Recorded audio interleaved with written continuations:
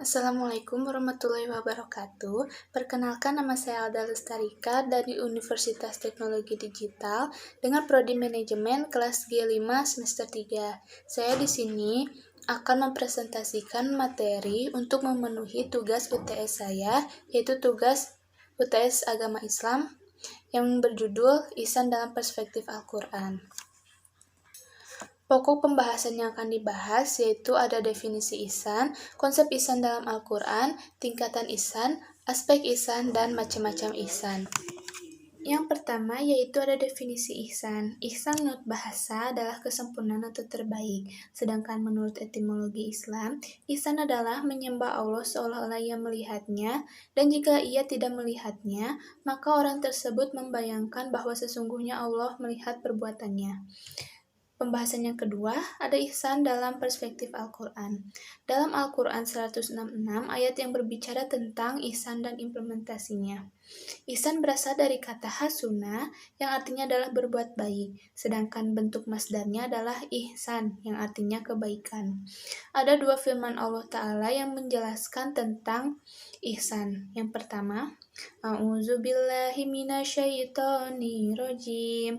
Bismillahirrahmanirrahim. In ahsantum la anfusikum wa in asatum falaha. Yang artinya, jika kamu berbuat baik, berarti kamu berbuat baik bagi dirimu sendiri. Dan jika kamu berbuat jahat, maka kejahatan itu bagi dirimu sendiri. Surat Al-Isra, surat ke-17 ayat 7. Firman Allah Ta'ala yang kedua, Bismillahirrahmanirrahim. Wa ahsin kama ahsanallahu ilaik. Yang artinya, dan berbuat baiklah kepada orang lain seperti halnya Allah berbuat baik terhadapmu. Surat Al-Qasas, surat ke-28 ayat 77. Pembahasan yang ketiga yaitu ada tingkatan ihsan. Tingkatan ihsan ada dua, yaitu muraqabah dan musyahadah. Muraqabah senantiasa merasa diawasi dan diperhatikan oleh Allah dalam setiap aktivitasnya. Apabila seseorang tidak mampu memperlihatkan sifat-sifat Allah, diyakini bahwa Allah melihatnya. Sedangkan musyahadah, seseorang senantiasa memperhatikan sifat-sifat Allah dan mengaitkan seluruh aktivitasnya dengan sifat-sifat Allah. Rasulullah SAW bersabda, kami menyembah Allah seakan-akan kamu melihatnya. Dari perbedaan muraqabah dan musyahadah adalah muraqabah mendekatkan diri kepada Allah, sedangkan musyahadah menanamkan ketaatan terhadap Allah Subhanahu wa Ta'ala. Pembahasan yang keempat yaitu ada wujud atau aspek dalam ihsan. Yang pertama ada ibadah. Ibadah dipenuhi dengan cita rasa yang sangat kuat atau menikmatinya, juga dengan kesadaran penuh bahwa Allah Subhanahu wa Ta'ala senantiasa memantaunya hingga ia merasa bahwa ia sedang dilihat dan diperhatikan oleh Allah Subhanahu wa Ta'ala. Yang kedua ada muamalah. Muamalah berarti berbuat baik kepada kedua orang tua, karib kerabat, anak-anak yatim, orang-orang miskin, tetangga, baik yang dekat maupun jauh, teman sejawat, dan ibnu sabil dan hamba sahaya. Sedangkan akhlak adalah buah dari ibadah dan muamalah yang ihsan, maka berubah menjadi akhlak atau karakter atau perilaku. Rasulullah SAW bersabda, aku diutus hanyalah demi menyempurnakan akhlak yang mulia. Pembahasan yang terakhir yaitu ada macam-macam ihsan. Ihsan kepada Allah, ihsan kepada manusia, ihsan kepada hewan dan sesama makhluk hidup.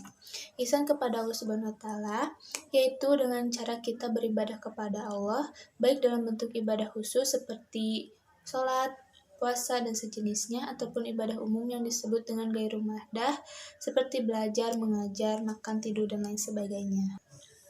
Ihsan kepada manusia. Yang pertama kepada orang tua. Berbuat baik kepada orang tua ialah dengan cara kita mengasihi, memelihara, menjaga mereka dengan sepenuh hati kita, serta memenuhi semua keinginan mereka selama tidak bertentangan dengan aturan Allah Subhanahu wa Ta'ala. Ihsan kepada anak yatim dengan cara kita berbuat baik kepadanya, mendidiknya, memelihara hak-haknya. Dan banyak hadis dan ayat yang menganjurkan berbuat baik kepada anak yatim. Di antaranya adalah sabda Rasulullah SAW bersabda, aku dan orang yang memelihara anak yatim di surga kelak akan seperti ini, seraya menunjukkan jari telunjuk jari tengahnya. Hadis riwayat Al-Bukhari, Abu Dawud, dan At-Tirmizi. Kemudian, ihsan kepada fakir miskin. Berbuat ihsan kepada orang miskin ialah dengan memberi bantuan kepada mereka, terutama saat mereka mendapatkan musibah atau kesulitan. Rasulullah SAW bersabda, orang-orang yang menolong janda atau orang miskin seperti orang yang berjuang di jalan Allah. Hadis riwayat Muslim dan Abu. Ihsan kepada tamu. Ihsan kepada tamu secara umum adalah dengan cara kita menghormatinya dan menjamunya. Rasulullah SAW bersabda, barang siapa beriman kepada Allah dan hari akhir, hendaklah memuliakan tamunya. Hadis riwayat jamaah kecuali Nasai. Kemudian, ihsan kepada hewan dan sesama makhluk hidup. Ihsan kepada sesama manusia, Rasulullah SAW bersabda, barang siapa beriman kepada Allah dan hari akhir, hendaklah ia berkata yang baik atau diam. Hadis riwayat Al-Bukhari dan Muslim. Sedangkan ihsan kepada binatang, kita berbuat ihsan terhadap binatang adalah dengan memberinya makan jika ia lapar, mengobatinya jika ia sakit atau terluka, tidak membebaninya di luar kemampuannya, tidak menyiksanya jika ia bekerja, dan mengistirahatkan ia jika lelah. Sekian pemaparan materi yang bisa saya sampaikan. Mohon maaf apabila ada kesalahan atau kurang tepat dalam penyampaian. Semoga bermanfaat bagi kita semua. Wassalamualaikum warahmatullahi wabarakatuh.